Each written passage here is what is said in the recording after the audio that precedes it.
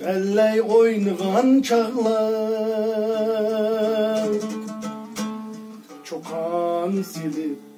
kırdümlerden Keklik koğlugan çağlar Təqdir çaşdı marjandek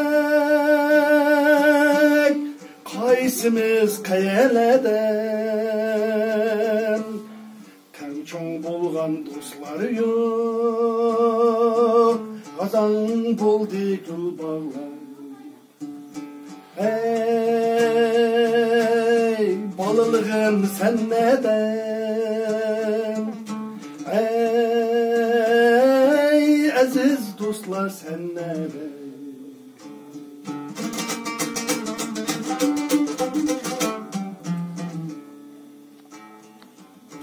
Düştek üttü balını Kumam tumasın Təmçoň bolgan dostları yok Endi tuttu xumasın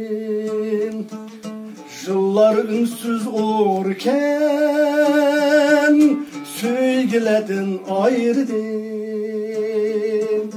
Kıp kalgını pakatlam Eşu dostlar sınasın Ey balılığım sen neden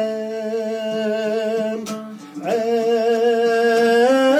aziz dostlar sen neden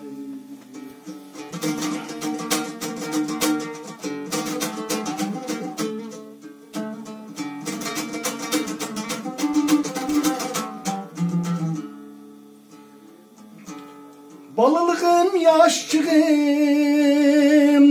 Harmaydıgan yaşlığım